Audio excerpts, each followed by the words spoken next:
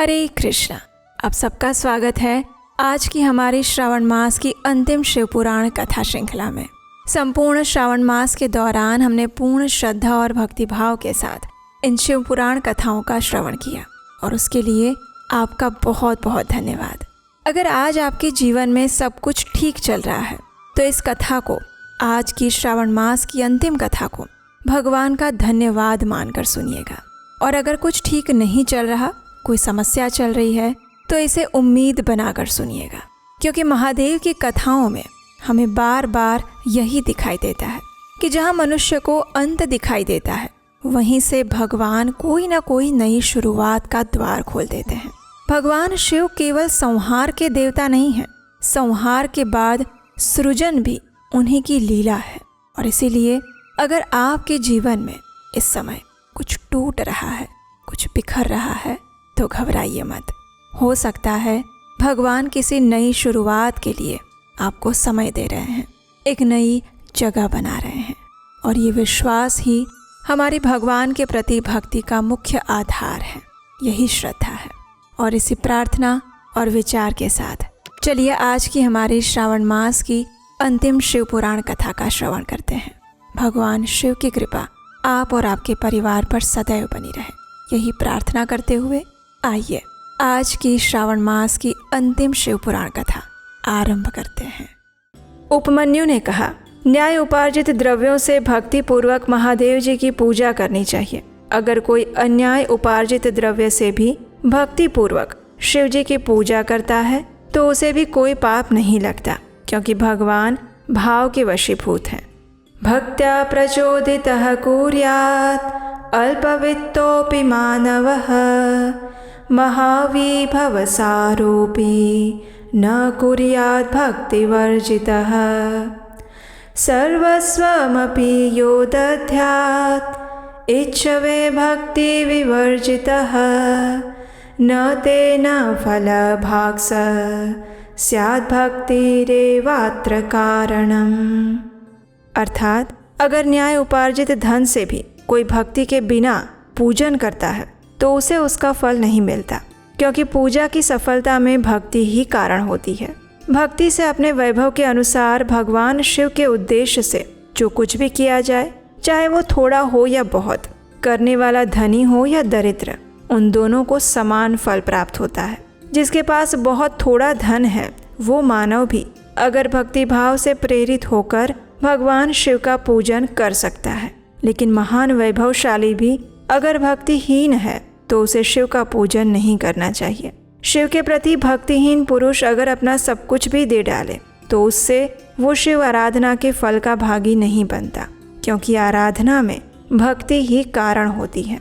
शिव के प्रति भक्ति को छोड़कर कोई अत्यंत उग्र तपस्याओं और संपूर्ण महायज्ञों से भी दिव्य शिव धाम में नहीं जा सकता। इसलिए हे श्री कृष्ण, सर्वत्र परमेश्वर शिव के आराधन में भक्ति का ही महत्व है। ये गुह्य से भी गुह्यतर बात है और उसमें कोई संदेह नहीं। पाप के महासागर को पार करने के लिए भगवान शिव की भक्ति नौका के समान है। इसलिए जो भक्ति भाव से युक्त हैं, उसे रजोगुण और तमोगुण से क्या हानि हो सकती है। हे श्री कृष्ण, अंत्यज, अधम, मूर्ख अथवा पतित मनुष्य भी अगर भगवान शिव की शरण में चला जाए तो वो समस्त देवताओं और असुरों के लिए पूजनीय हो जाता है। अतः सर्वथा प्रयत्न करके भक्ति भाव से ही शिव की पूजा करें, क्योंकि अभक्तों को कहीं भी कोई फल नहीं मिलता। हे यदुनंदन, अगर कोई बड़ा भारी पाप करके भी भक्ति भाव से पंचाक्षर मंत्र द्वारा देवेश्वर शिव का पूजन करता है तो वो उस पाप से मुक्त हो जाता है।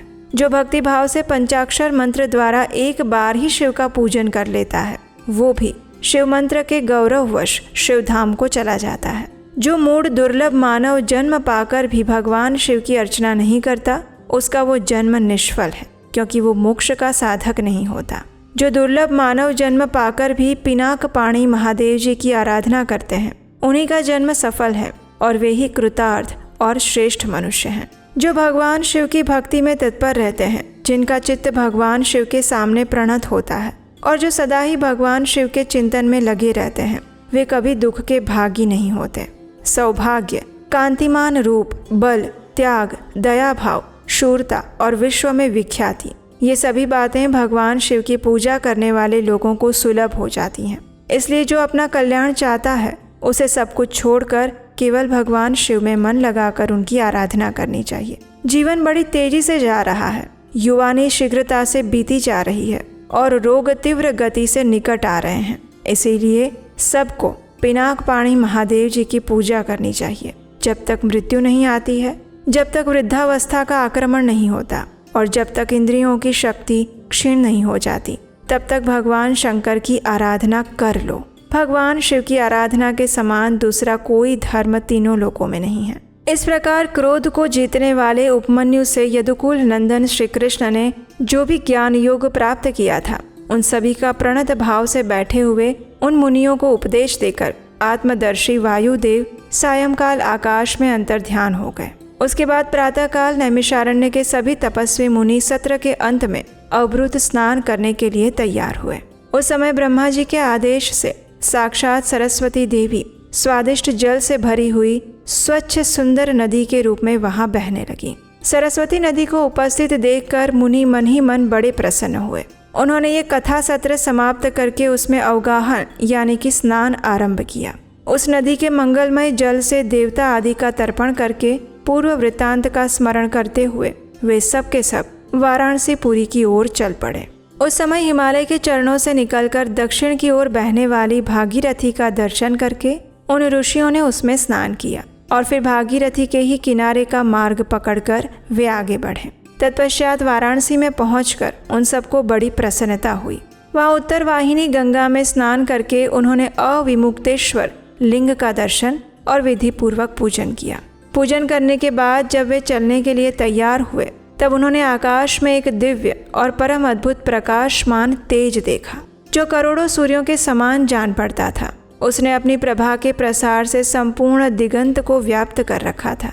उसके बाद जिन्होंने अपने शरीर में भस्म लगा रखी थी, वे सैकड़ों सिद्ध पाशुपत मुनि निकट जाकर उसी तेज में लीन हो गए। उन तपस्वी महात्माओं के इस प्रकार लीन हो जाने पर वो तेज तत्काल अदृश्य हो गया। ये संपूर्ण एक अद्भुत घटना बनी थी। उस महान आश्चर्य को देखकर वे नैमिषारण्य के निवासी महर्षि ये क्या है, इस बात को न जानते हुए ब्रह्म वन को चले गए। उनके जाने से पहले ही लोक पावन पवन देव वहां जा पहुंचे। उन्होंने नैमिषारण्य वासी ऋषियों का जिस प्रकार साक्षात्कार हुआ, जिस तरह उनसे उनकी बातचीत हुई, उन ऋषियों की शुद्ध बुद्धि जिस प्रकार पार्षदों सहित सांब सदाशिव में लगी थी और जिस प्रकार उन यज्ञ परायण ऋषियों का वो दीर्घकालिक यज्ञ पूरा हुआ था, ये सारी बातें ब्रह्मा जी को कहकर सुनाई। फिर अपने कार्य के लिए उनसे आज्ञा लेकर वे अपने नगर में चले गए।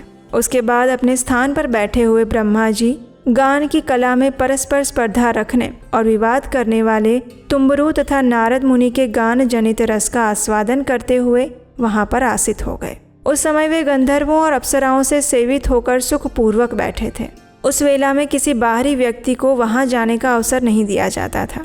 इसलिए जब नैमिषारण्य निवासी मुनि वहां पहुंचे, तब द्वारपालों ने उन्हें द्वार पर ही रोक दिया। वे मुनि ब्रह्म भवन से बाहर ही पार्श्व भाग में बैठ गए।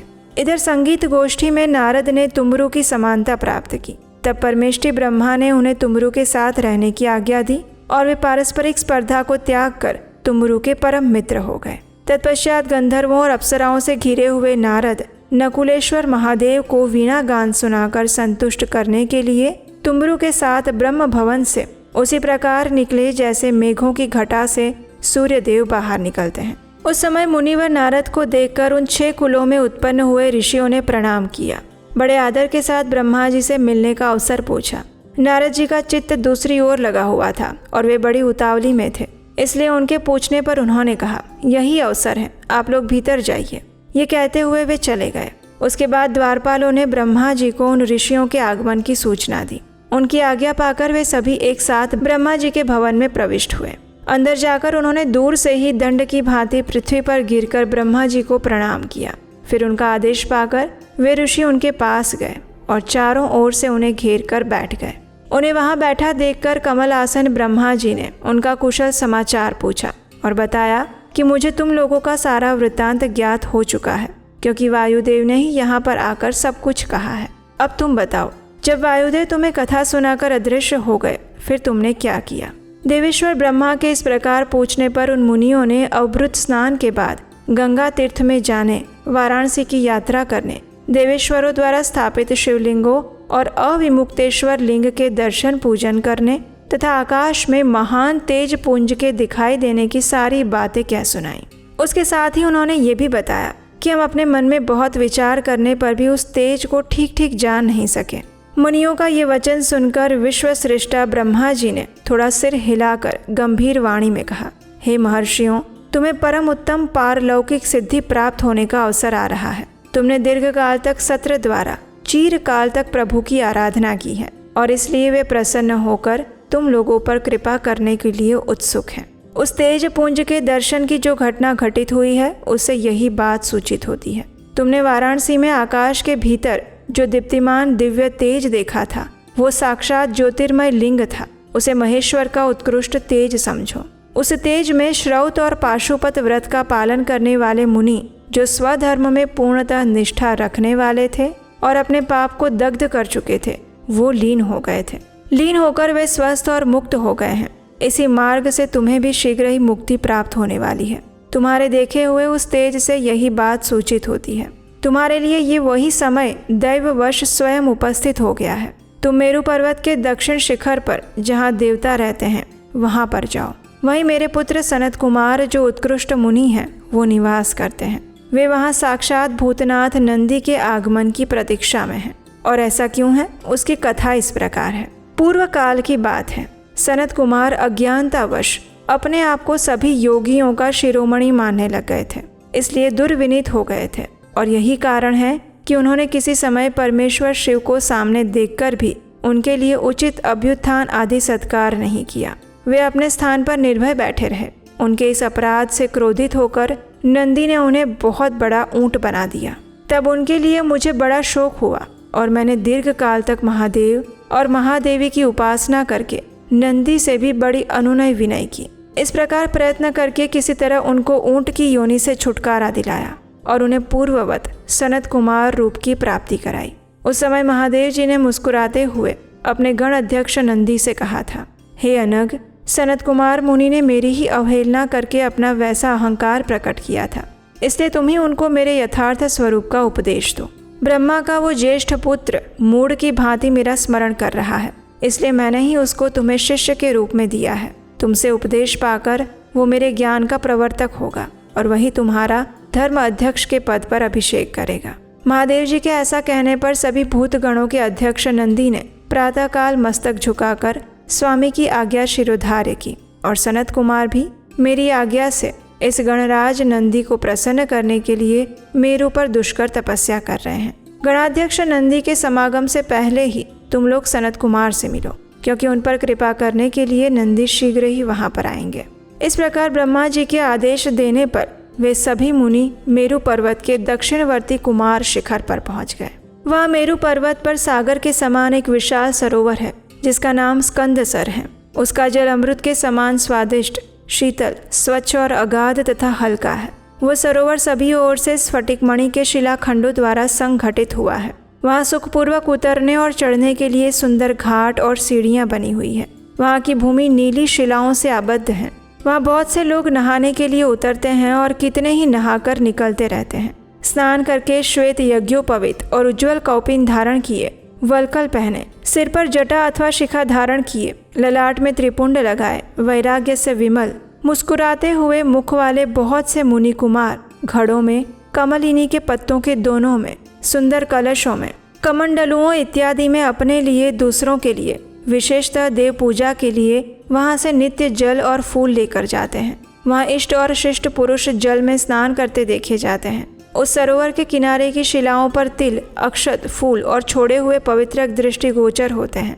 वहाँ स्थान स्थान पर अनेक प्रकार की पुष्प बलि आदि दी जाती है। कुछ लोग सूर्य को अर्घ्य देते हैं और कुछ वेदी पर बैठकर पूजन करते हैं।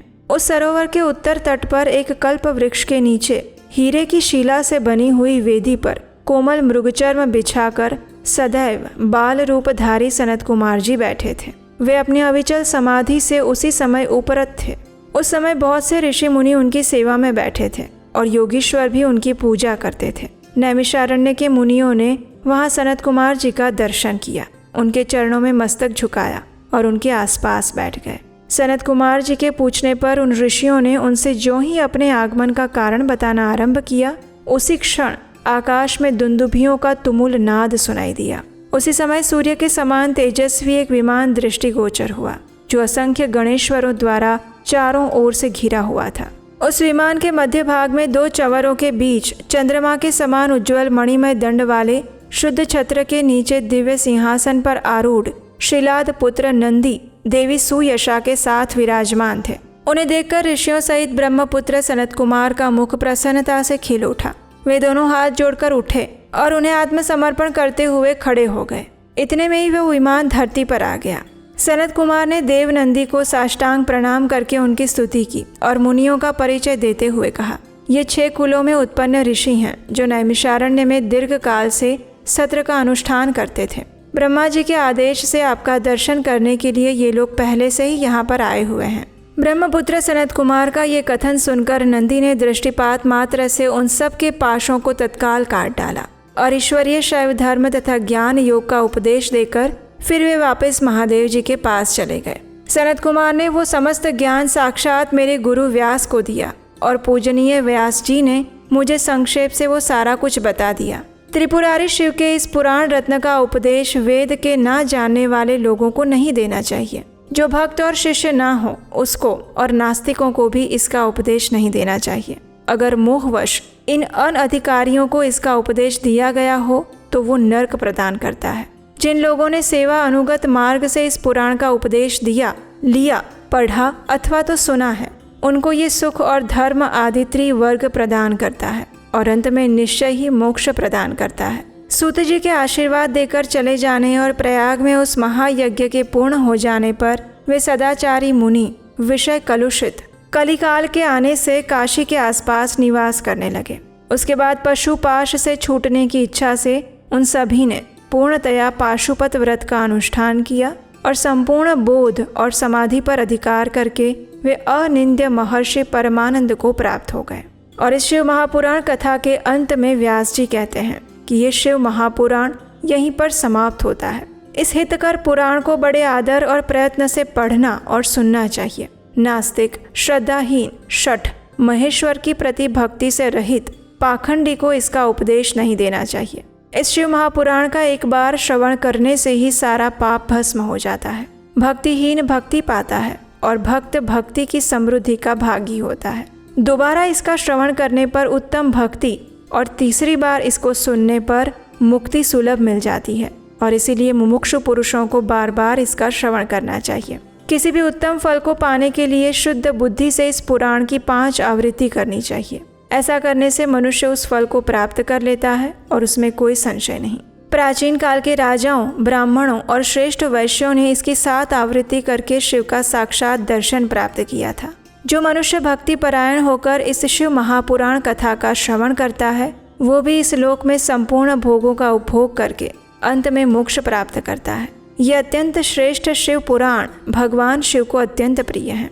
ये वेद के तुल्य माननीय, भोग और मोक्ष देने वाला तथा भक्ति भाव को बढ़ाने वाला है। अपने प्रमथ गणों, दोनों पुत्रों और देवी पार्वती के साथ भगवान शंकर इस पुराण के वक्ता और श्रोता का सदैव कल्याण करें। इसी प्रार्थना के साथ शिव महापुराण कथा अंतर्गत वायव्य संहिता संपूर्ण हुई और इसके साथ ही हमारी आज की शिव महापुराण कथा का समापन हुआ। इस संपूर्ण श्रावण मास में हमने जो शिव महापुराण कथा का ये यज्ञ संपन्न किया वो सिर्फ और सिर्फ आप सबके आशीर्वाद और भगवान शिव की कृपा से ही संभव हो पाया। हमने अपने इस उपदेशाष्टकम चैनल पर सबसे पहली बार इस शिव महापुराण कथा का श्रवण आप सबको करवाया और इस संपूर्ण श्रावण मास में आप सभी ने प्रतिदिन ध्यान पूर्वक, श्रद्धा और निष्ठा के साथ इसका श्रवण किया। इसके लिए हम आप सबके बहुत बहुत आभारी हैं। इस संपूर्ण शिव पुराण का श्रवण करके आपका अनुभव कैसा रहा वो हमें नीचे कमेंट बॉक्स में लिखकर अवश्य बताइएगा। आने वाले समय में क्या आप किसी और पुराण का जैसे कि विष्णु पुराण, गरुड़ पुराण, पद्म पुराण इत्यादि का श्रवण करना चाहते हैं? अगर हाँ तो ऐसे अभिप्राय भी आप हमारे साथ अवश्य साझा कीजिएगा। किसी के मन में ये संदेह हो सकता है कि शिव महापुराण की कथा क्या हमने संपूर्ण सुनी है या अधूरी?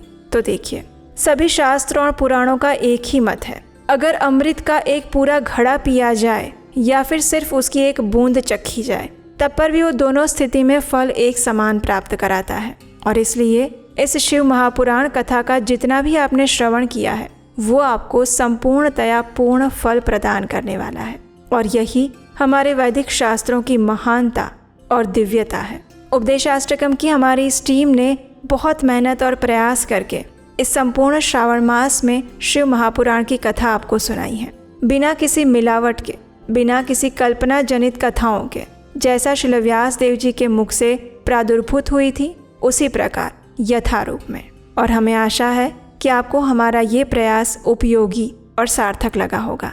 अगर आप हमारे प्रयास से प्रसन्न हैं तो आप हमें आने वाले समय में ऐसे ही दिव्य कथाओं का प्रचार करने के लिए स्क्रीन पर दिए गए नंबर पर अपना आर्थिक योगदान भेज सकते हैं। आज श्रावण मास की पूर्णिमा का पावन दिन है।